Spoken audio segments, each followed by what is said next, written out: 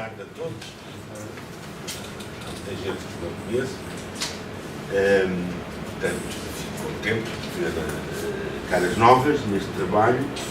Tenho uma palavra particular de agradecimento ao grupo que desde há já 3 anos vem com persistência realizando um trabalho em colaboração com muitas outras instituições, mas que aqui no centro vem fazer um trabalho sobre o mundo antigo e a problemática religiosa do mundo antigo.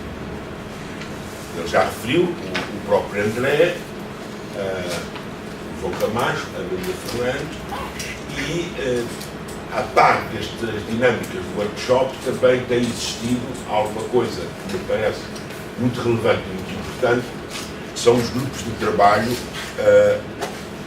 sobre línguas. Sobre línguas.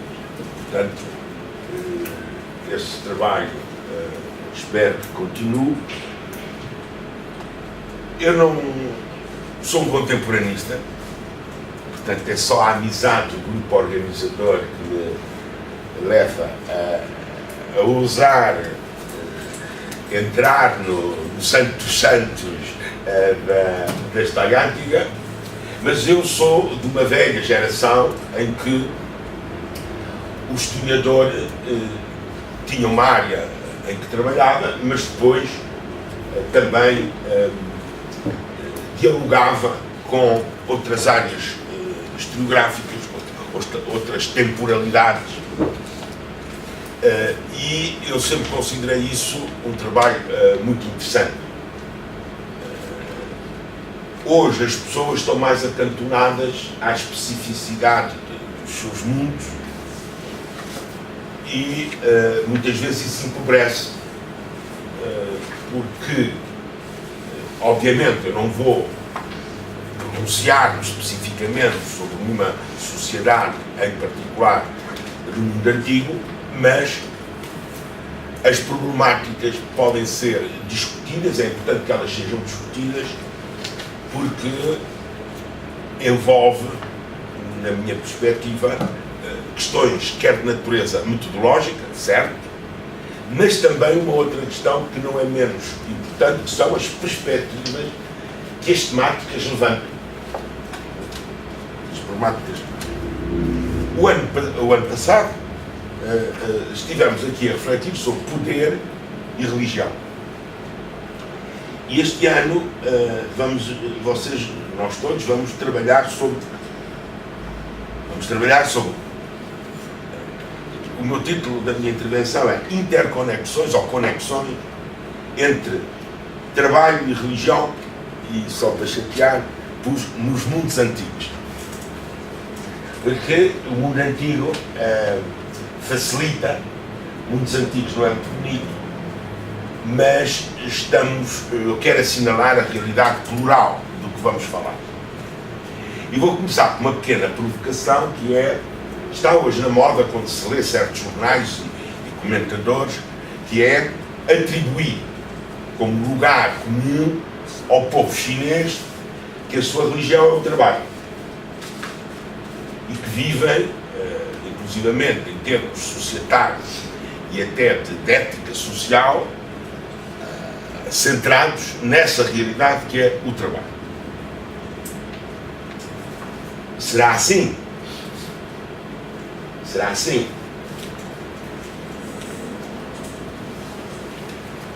Não vou responder, isso precisaria de muito estudo, mas nós temos, como por exemplo, existem umas teorias do Weber mal lido, não é? Que há uns povos do sul que trabalham pouco e há uns povos do norte que, pelo seu trabalho, é o Weber mal lido. Que o Weber, como todos vocês sabem, fala de uma outra questão, que é o problema da ascese e de como é que a espiritualidade e a interioridade desenvolveu uma determinada cultura. Mas eu só são pequenas provocações, porque eu vou partilhar convosco algumas reflexões que eu espero que não sejam muito abstratas, mas que foi o resultado de alguma meditação que eu fiz para este Portanto, para este encontro, eu não vou falar de trabalho e religião, eu vou tentar chamar a atenção para alguns aspectos que me parecem importantes da conexão, da interação entre trabalho e religião nos mundos antigos.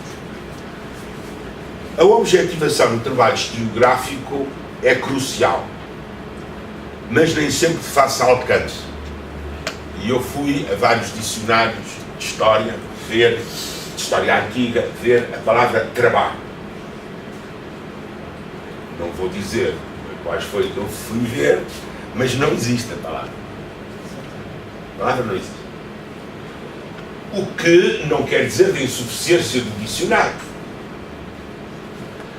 Quer dizer, provavelmente, também, primeiro, porque a história, e para mais a história antiga, mais do que as outras, mas as outras também estão muito determinadas pela factologia, onde prevalece o político, a organização institucional das sociedades, mas também, provavelmente, fica aqui uma ressalva, que é a própria noção de trabalho não é considerada pertinente para a análise dessas sociedades. Como, por exemplo, se tornou pertinente para a modernidade. Sobretudo porque isso foi acompanhado por processos de grande transformação no ritmo de trabalho, na organização de trabalho, etc. Mas isso não quer dizer que a problemática do trabalho não existe. Eu terminarei a minha reflexão apelando ao Hesíodo, não é? Os trabalhos e os dias, e portanto 8 séculos antes da nossa era, a problemática do trabalho era uma problemática que ocupava uma reflexão. Eu não entrarei no debate depois do mundo grego nem do mundo romano, podemos falar sobre isso, mas vou situar-me de uma maneira o mais objetiva possível, mas tendo a consciência que este tema não é um tema muito desenvolvido.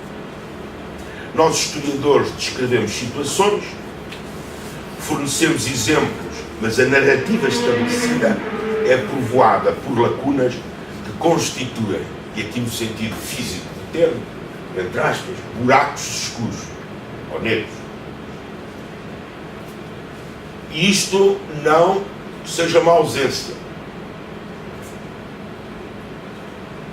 mas porque o que se desconhece corresponde a uma energia inesgotável de intuição, que, como vocês sabem, os buracos negros não estão vazios, estão cheios de energia, mas cuja gravidade não permite que ela saia. Ela entra, as coisas entram, mas não saem. E nós também temos um pouco isso nas lacunas históricas. As lacunas históricas não é, muitas vezes, há ignorância, isso é outra ação. Há o não estudo, mas isso é outra ação. Estou a falar de, por muito que queiramos pôr à luz determinado tipo de coisas, nós não alcançamos. O que não quer dizer que não continuemos a interrogar. Penso que, por exemplo, num workshop como este, é bom não ficarmos unicamente por aquilo que já sabemos, por aquilo que já está estabelecido, mas ver as potencialidades de coisas que estão em aberto. Nomeadamente nesta relação entre trabalho e religião. O conhecimento historiográfico decepciona muitas vezes, porque nunca esgota o que podemos investigar e aprofundar. Portanto, há uma decepção, muitas vezes, no historiador, porque quereríamos, por exemplo, verdadeiramente não existe uma história do trabalho. Existem histórias que falam do problema do trabalho, de uma maneira muito geral, e depois rapidamente catapultam a questão para a importância do trabalho nas sociedades, digamos assim, marcadas pelo processo de industrialização.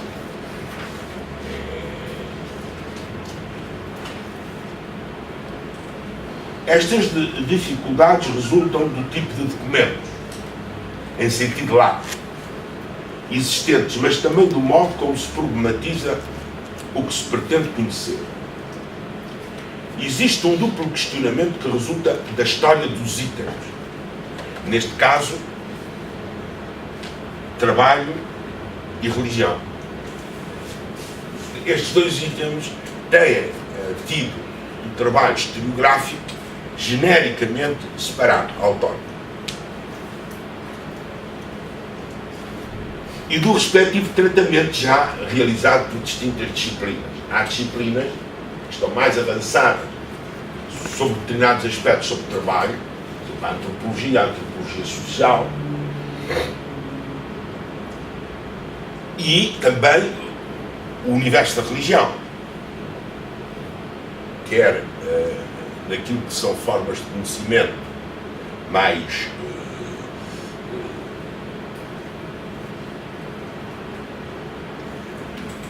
historicistas ou mais históricas, quer, por exemplo, mesmo do conhecimento da teologia. É muito curioso, existem livros sobre a teologia do trabalho, mas estamos a falar da teologia cristã sobre o trabalho nas sociedades modernas, não. Mas uma teologia do mundo antigo relacionada com o trabalho, as coisas aparecem quando se fala das estruturas do divino, etc. Mas, por ignorância provavelmente minha, andei a ver algumas revistas e tudo, as coisas são mais esparsas. Acorda-se facilmente que a dimensão do fazer, o Faber, corresponde a uma das características que nos aproxima do dialogar da humanidade na história. E aqui temos um problema, saber se o trabalho é fazer.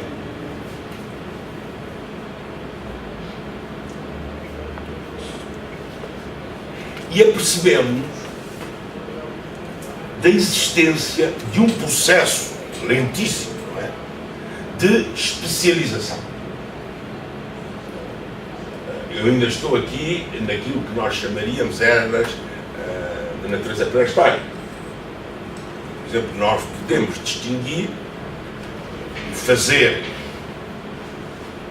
um determinado objeto, instrumento, e depois, por exemplo, quando nós entramos naquilo que até alguns historiadores ou pré-historiadores chamariam uma indústria, por exemplo, de micro-silexo, em que se vê um trabalho, que é um trabalho que implica uma especialização. E quando nós, por exemplo, às vezes vamos a museus de outras áreas culturais e de outras tradições civilizacionais, estou a pensar na Mesoamérica, não é?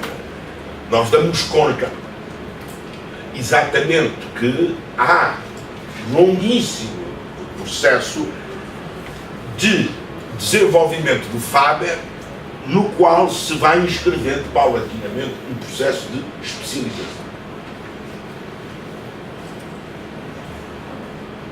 Situado na relação entre habilidade e uma outra coisa que eu creio que também vale a pena aqui, tendo nós conversado isto no outro workshop, entre a habilidade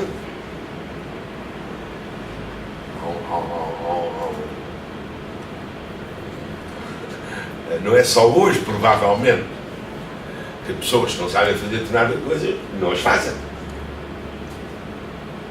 As pessoas que não são capazes de pregar um prego, não pregam. Arranjam quem nos pregue. Nós, muitas vezes, historiadores, prevemos-nos no descritivo e no analito dos dados que tem e não esperamos um pouco para pôr algumas questões. Eu creio que, ligado ao Faber, está exatamente um processo lento e societário de especialização associada à habilidade, que nós normalmente escrevemos do ponto de vista anatómico, não é? Que essas coisas se desenvolvem, mas quando nós já temos comunidades relativamente estáveis e significativas do ponto de vista do desenvolvimento humano, o que conta é o problema da habilidade. E essa habilidade provavelmente associa-se à capacidade de gestão comunitária. Há um fazer, que é um fazer prático, fazer objetos, mas nós não os podemos separar das criaturas. Nós nunca conheceremos, nunca iremos ao cinema com elas, mas que existiram, são elas que constituíram as sociedades e que, de certa maneira, articularam as suas capacidades, a sua capacitação e a gestão da comunidade. Porque fazer objetos não é unicamente o que está em jogo, mas objetos úteis. E a utilidade dos objetos não sou eu que a dou, é a comunidade que a reconhece.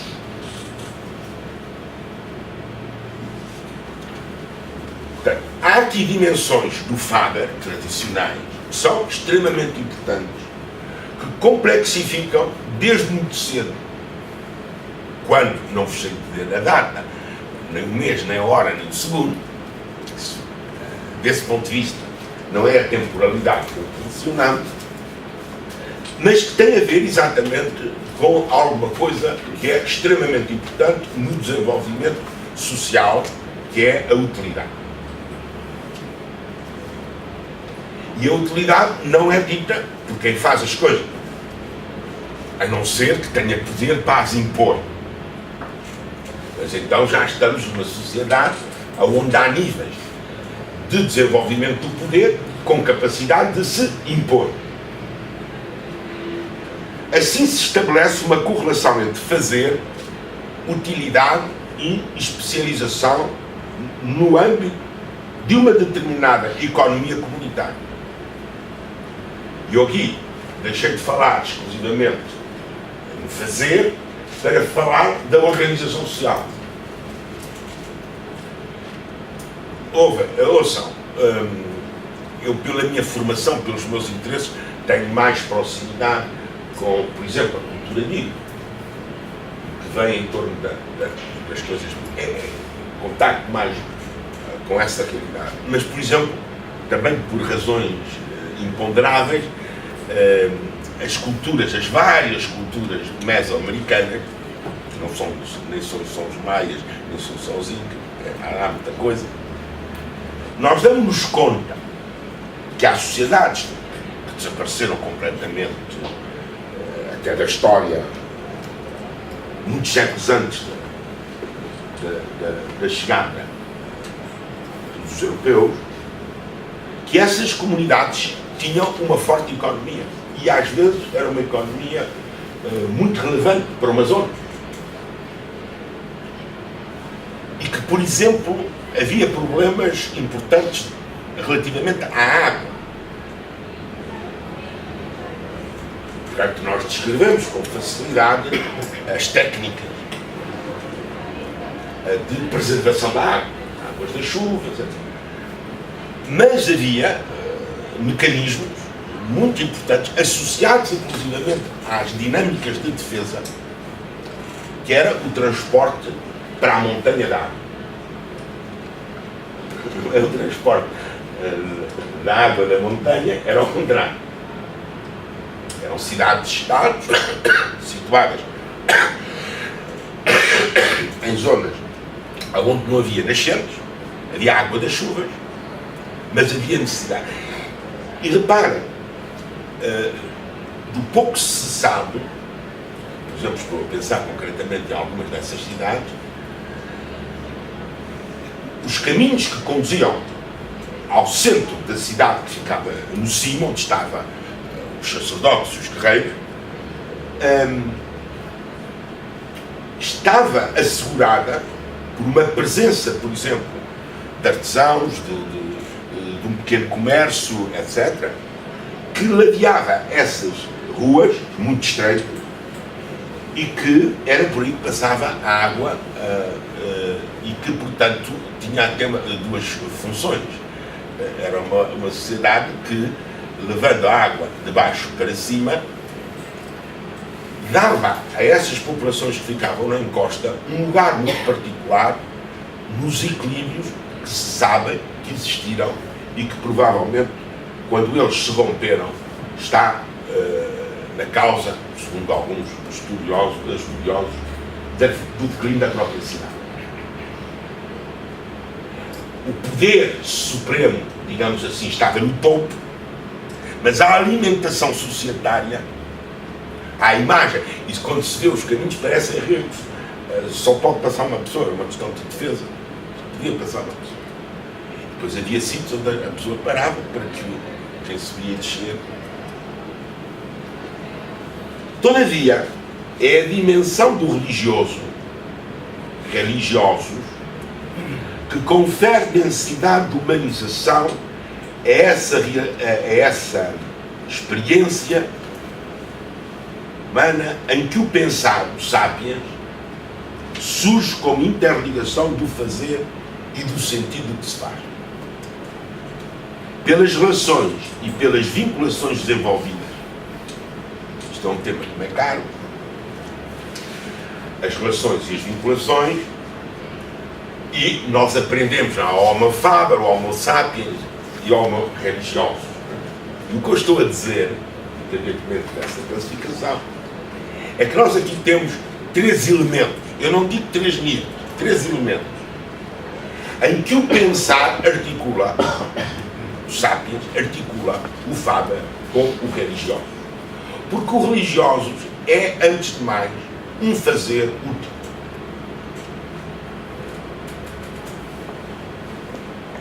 E porque é um fazer útil, é capaz de adquirir uma densidade operativa, de crença, de projeção no além, ou no aquém, o que for.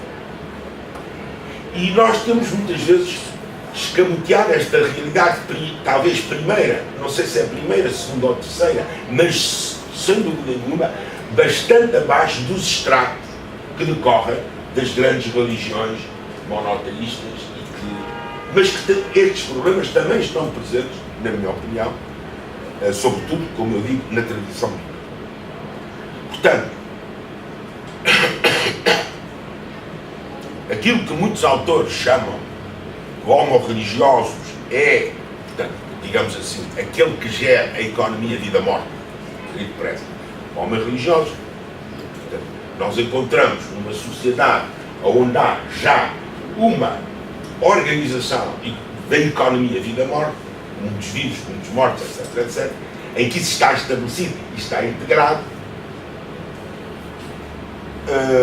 essa densidade de humanização, o processo de humanização é um processo de separação, de diferenciação,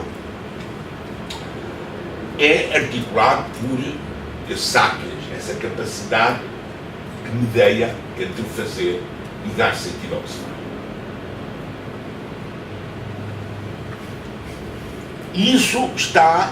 Isso é muito importante, no meu ponto de vista, para a historiografia, para a análise historiográfica, e não rotulemos, não começamos a dizer que é mais antropológica ou mais cultural, para a história, para a memória, que é o problema das relações e das vinculações desenvolvidas. Por exemplo, quem estudou no mundo antigo de determinadas sociedades sabe que, por exemplo, os vínculos que se estabelecem entre por exemplo, entre cidades, aparentemente entre grupos sociais, e, de certa maneira, o desenvolvimento destas vinculações é o que permite passarmos daquilo que é a comunidade, que as pessoas tendem a dizer arcaica, mas eu diria uma comunidade mais simples, para aquilo a que nós podemos designar por sociedade. Uma sociedade pressupõe um conjunto de sócios, não é verdade? E nem que sejam sócios do poder. Nós pensamos logo nas companhias de ações, na verdade. Não é disso que eu estou a falar. Estou a falar, nós conhecemos uma coisa fundamental, que é que os poderes assentam normalmente em acordos, chegar a acordos. Vocês podem estudar isto em muitas ocasiões. Por exemplo, é muito curioso quando, por exemplo, o Egito entra numa fase imperial e tenta, na verdade, criar o seu espaço maior. Ele entra em acordo com povos, não só vai por ali adiante, e então isso é mais característico naquilo que são, tem aqui quem me corrija, os hebreus, aquele conjunto de tribos, aquelas coisas todas que vão sucessivamente estabelecendo sociedade. Não é? E a sociedade tem um elemento importante, é que as comunidades, nós podemos dizer, aquela comunidade, uma comunidade rural, uma comunidade ligada ao campo, àquilo que a natureza fornece ou que são capazes de transformar. E temos, por exemplo, as cidades. Ora, as sociedades normalmente são dinâmicas, que atingem um patamar de alguma articulação entre cidade e campo. E eu disse, como pretendia dizer, cidade e campo. Cidades, aquelas cidades muito incipientes, mas que eram cidades. Aquela gente admirava-se de tudo aquilo. Nós temos essa noção. Isso será interessante ver, por exemplo, pelos textos que nos chegaram da época, pelas imagens que nos chegaram da época, que, por exemplo, volta a existir, há muitas representações no Egito que se percebe bem o nível de desenvolvimento, porque os elementos constitutivos alargados da condição da vida humana estão lá presentes, desde as sementeiras, desde as guerras, estão ali presentes. E, portanto, estamos diante de uma complexidade que, tendo em conta isto, depois podem tentar fora, articulado com este percurso, o trabalho surge como um valor diferenciador no seio dessas comunidades e sociedades. Quer dizer, como é que nós podemos encontrar o que é o trabalho? Ir à procura nas sociedades, tendo em conta estes elementos, o que é que proporciona ali a diferenciação? O trabalho pertence às perspectivas de análise e de elaboração das relações internas e externas em cada uma das sociedades. Não é só uma coisa que se passa internamente na sociedade. Por exemplo, quando uma comunidade ou uma sociedade, portanto, uma realidade mais complexa, por exemplo, está em dinâmicas de expansão,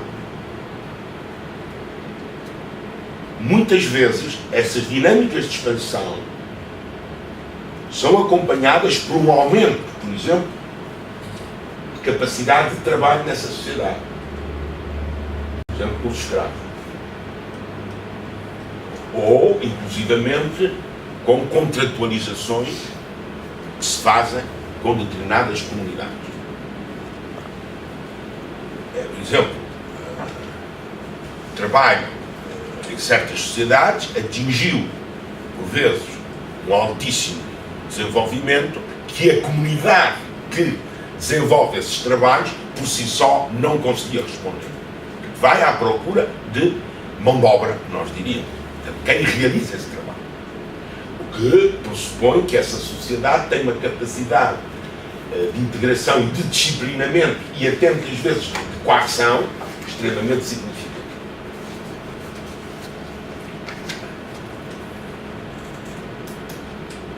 Relacionado com o fazer, o trabalho imbrinca e exprime formas de organização social e aponta para as capacidades performativas de cada grupo humano. Provavelmente, nós teremos que ter sempre muita atenção que o trabalho não se apresenta nem em cada época, nem em cada dinâmica societária da mesma maneira. Não há provavelmente um modelo estrito, onde o grande problema de eu insistir, talvez se possa investigar a problemática do trabalho, vendo aonde é que estão os processos de diferenciação em cada sociedade. Diferenciação no que diz respeito, nomeadamente, ao fazer. Mais ou menos, portanto, capacidades performativas de cada grupo humano, mais ou menos organizado, que lhes permite o acesso a certas realizações em que se estruturam essas mesmas sociedades. Por exemplo, se é fundamental numa sociedade a construção de um grande templo, pensemos, por exemplo, no templo de Jerusalém, mas poderíamos também pensar nos templos egípcios ou na Babilónia. Se é necessário um grande templo ou um grande palácio, e às vezes palácio e templo misturam-se, não é verdade? Já não vou para as questões na Índia, etc.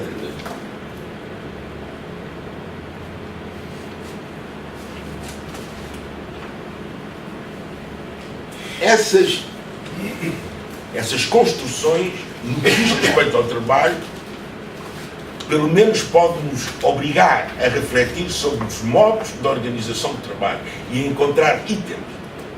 Por exemplo, como é que se obrigava as pessoas a trabalhar? Que é uma questão que está mesmo na moda. Não é?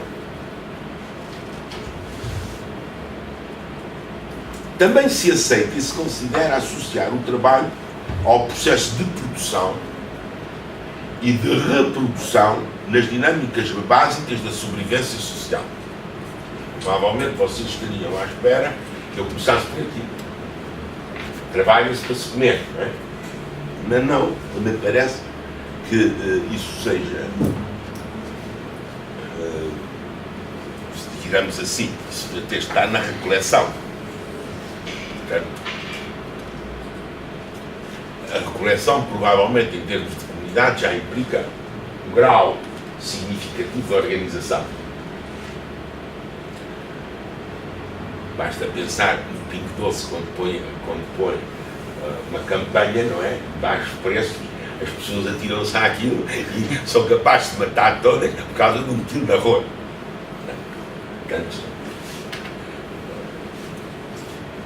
A recoleção também tem muito que se diga, mesmo nos baixos preços. Portanto, mas o que eu quero dizer é assim, o processo de produção e de reprodução nas dinâmicas básicas da sobrevivência social, eu penso que isso é muito importante. A partir de um determinado momento, há um processo de diferenciação nas sociedades. É quem é que, nos grupos,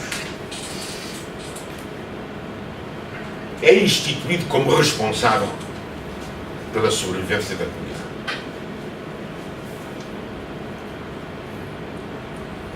Não sei o que é que vocês encontram, por exemplo, nos textos, mas, por exemplo, essa é uma questão muito em torno da figura, por exemplo, Moisés. Mas poderíamos falar dos faraós, dos reis, por exemplo, nós, quando lemos a Bíblia, evidentemente se tem todo o conteúdo da relação dessa comunidade com Yahvé, mas tem um problema que é assim, o declínio, provavelmente, da monarquia, não é? Curta, mas da monarquia, tem a ver com duas coisas, que é a dificuldade de fazer alianças com os povos ao lado, e depois uma outra coisa, que é as consequências que teve isso na capacidade de responder às necessidades das populações. Porque aquilo que se chama o exílio foi um exílio e também foi, provavelmente, quem é especialista fala disso. Mas quando eu quero referir este problema, este processo de produção e reprodução das dinâmicas básicas da sobrevivência social,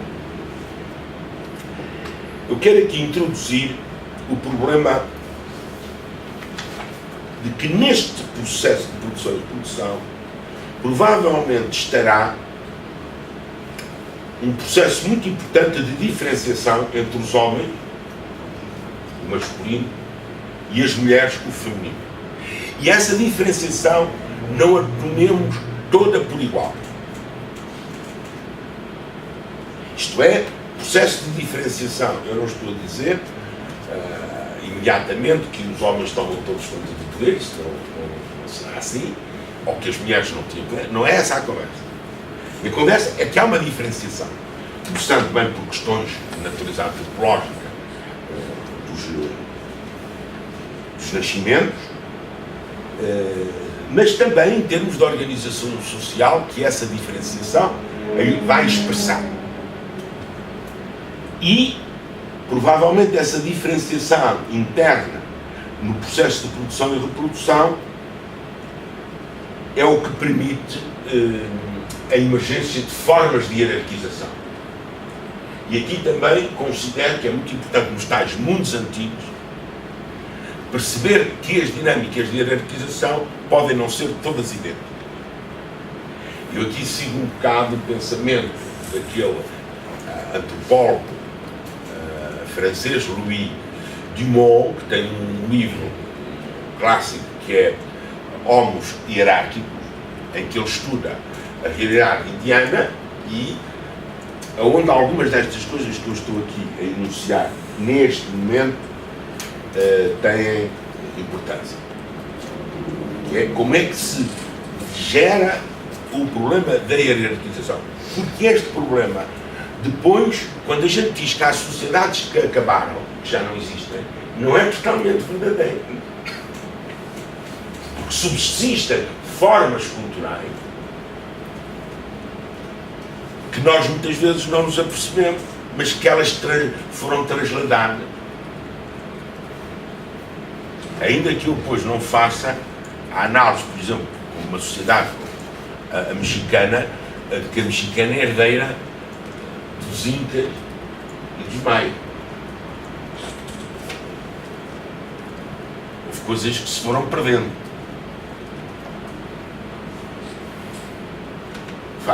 Não tenho essa, como eu diria, essa maneira mecanicista de pôr o problema. Mas que não há dúvida nenhuma, quando nós observamos de perto, por exemplo, algumas comunidades que hoje subsistem completamente distantes da cultura, das culturas daquelas cidades, por exemplo, nós encontramos referências de hierarquização que não vêm, por exemplo, diretamente de uma continuidade, mas vêm por crenças que se reformularam, inclusivamente com o embate da missionação cristã. O trabalho como experiência incide no desempenho, o trabalho como experiência incide no desenho de cosmogonias, quer pela via sapiencial, o universo como trabalho dos deuses, quer pela via da interação das divindades em si mesmas. Por exemplo, há conversas dos deuses, não é? Que é uma dramatização do mundo do trabalho, na sua diversificação, na sua especialização e também nas suas concorrências. Portanto, o trabalho como experiência em si, no desenho de cosmogonias, de expressões do sofrimento, do castigo ou da alegria, nós encontramos vestígio de que o trabalho é formulado, justificado, isto é, fazemos as coisas porquê? Fazemos isto porquê? Fazemos isto para quê? Etc. E do ato criador. Que eu pus aqui no fim, mas que tem uma... Por exemplo, o trabalho assume uma dimensão, fiquei nas dúvidas, a Maria vai-nos dar, demiúrgico ou demiúrgico. Fica mais bonito, não é? É mais correto. O adjetivo é demiúrgico. Da volta de se lidar. Mas, de qualquer maneira, é um arte que, por exemplo, isto tem muita importância. Isto separa sensibilidades societárias, espelhando nestas diversas vertentes o divino. O trabalho não se confunde com o divino. É distinto. Especializou-se do divino. Mas o divino está sempre incerto na problemática do trabalho e vice-versa. Na sua pluralidade e na sua singularidade.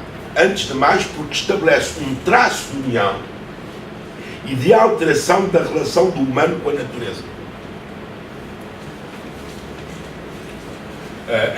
Em certas culturas há o problema da violação da natureza.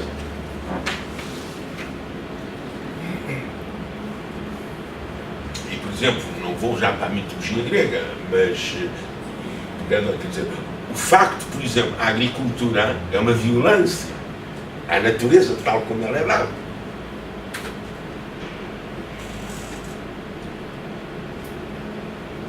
Eu diria mesmo uma violação no sentido que a palavra tem. Um traço de união da alteração da relação com a natureza. O ambiente, a vida terrestre no que se encontra por debaixo e no seu interior ou ainda no chão. Por exemplo, isto é muito importante, porque há um conhecimento, há um sapiens, há um saber, há um pensar que lida com tudo isto. E, por exemplo, o poder sacerdotal, em grande medida, inscreve-se aqui. É muito curioso, eu penso que o poder sacerdotal inscreve-se nas sociedades dos mundos antigos mais no domínio dos sapiens do que propriamente do religioso. Os religiosos é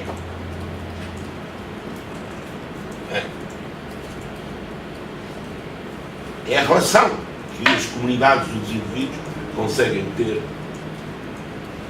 com o que se lhe acontece. O trabalho como o religioso estabelece na correlação de relações constituindo um princípio hermenêutico sobre a condição humana e sobre o significado atribuído à ordem estabelecida. Porque é que interessa estudar o trabalho? Por isto. A relação entre o trabalho e o religioso conduz-nos a uma atitude mais hermenêutica sobre o problema das sociedades. Ainda não empreguei uma vez civilização, hein? Estava a correr bem o tempo. Eu não falo de civilizações, falo de sociedades, de comunidade. Não só à condição humana, mas à ordem estabelecida. Este workshop pretende lidar esta problemática em articulação com o trabalho anterior sobre o poder e a religião, no que poderíamos designar como sendo os mundos antigos ou primordiais. Eu digo aqui primordiais porque isto é uma provocação. É que provavelmente também os contemporanistas e pós-modernistas deviam pensar neste aspecto problemático aos medievalistas. É que em todas as sociedades há um primordial. E eles muitas vezes instalam-se na história que se consegue fazer e dizer tudo, não é? Que não há lacuna, e quando há lacunas a gente põe um bocado na areia e passa por cima. Para ir terminando, a relação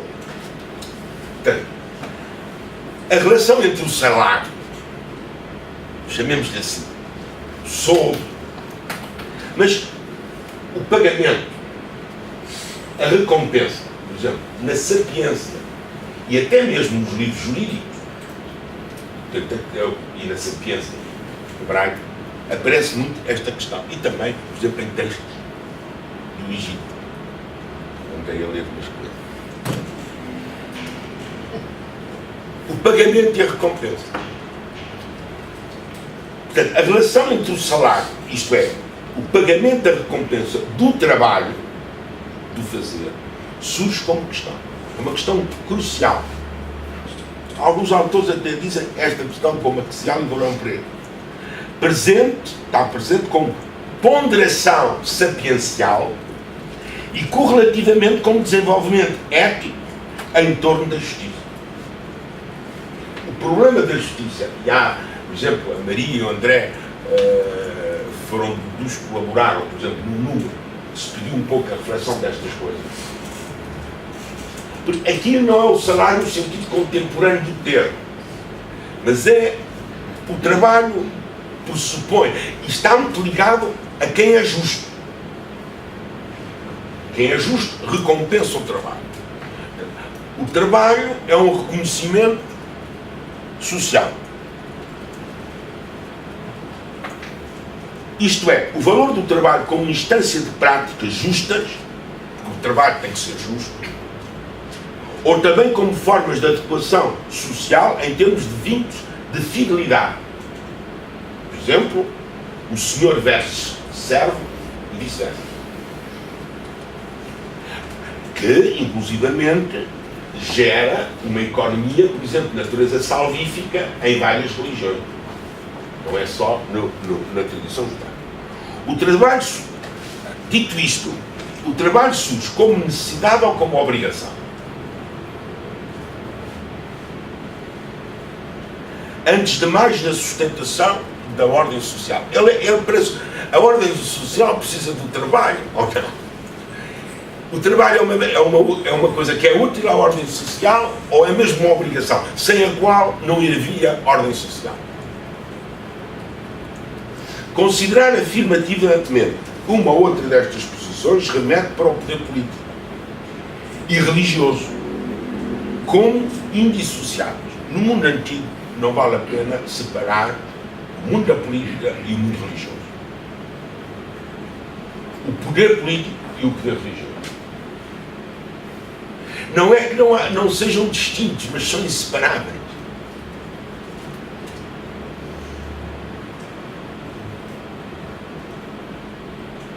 Essa articulação é própria da eficácia operativa destes poderes e dos seus adaptados como objetivação de crenças e práticas. Aquilatar as crenças e práticas fora desta junção entre poder político e religião e, consequentemente, a problemática ética associada ao trabalho, penso que diminui a densidade da nossa reflexão estrutural. Funções sociais e ofícios. As funções sociais não são os ofícios. Tendem a diferenciar. Isto é, nomeadamente o militar, a guerra, e o sacerdócio, o serviço aos deuses. E tende a diferenciar-se do quê? Do trabalho na sua multiplicidade de formas, onde se pode referir o privado interior, como seja o trabalho doméstico. Quer dizer, não é só hoje que há trabalho doméstico. O trabalho doméstico quer dizer distinto. O trabalho doméstico é da ordem do interior da casa. E o público. Desde a construção, não é? Desde a construção de casa, desde fazer o aldeamento das ruas, etc., até ao artesanato, aos lugares onde estão as diferentes atividades e, nas sociedades de ruralidade, o cultivo dos campos. A imbricação do poder político e religioso, rei, faraó, sumo sacerdote, etc., surge como intermediação propiciatória em relação à eficácia do trabalho, na relação com a qual se joga considerar a existência de um bom rei ou um bom governo. Um rei, um faraó, um sumo sacerdote, que se confronta com uma situação em que a sua intervenção não é capaz de desencadear mecanismo propiciatório para o conjunto da população, enfraquece, é um mau rei, é um mau rei. E como vê, alguns destes arquétipos são arquétipos de longuíssima duração. E para terminar mesmo, os trabalhos e os dias de Hesíodo, escritos 8 séculos antes da nossa era, apresentam o trabalho como ordenador da moral, enquanto a única força de que o homem, o humano, dispõe para vencer a injustiça. E sim, o trabalho é o fundamento e a salvaguarda da justiça. A par disto, apresentam outro aspecto fortemente relevante em relação ao trabalho, na medida em que acomoda os males próprios da condição humana, provocados por Pandora, não é verdade? E depois as sucessivas eras, até a era do ferro decisivo, em que acomoda os males próprios da condição humana à estruturação do tempo no qual esta se realiza. O trabalho é um referencial fundamental para a justiça e para a organização do tempo. Diante de uma antropologia negativa ou pessimista, o trabalho aparece em Hesíodo. Hesíodo é muito pessimista. Não é preciso só o pecado original e Santo Agostinho. Hesíodo é muito pessimista. Diante de uma antropologia negativa ou pessimista, o trabalho aparece como expressão de uma certa libertação dos maus desígnios. De tal maneira que nós ainda temos esta expressão. Fazer trabalhos tem um lado mágico.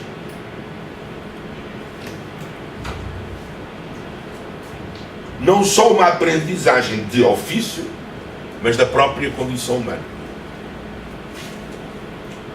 Isto é, para mim como historiador, o trabalho é uma vertente pela qual nós podemos apreciar como é que ao longo de séculos, comunidades e sociedades fizeram a aprendizagem da condição humana.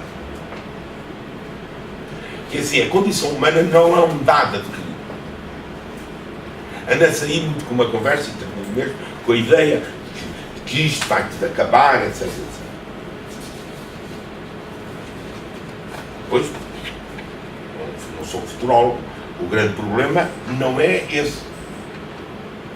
O problema é como é que nas nossas sociedades, historicamente falando,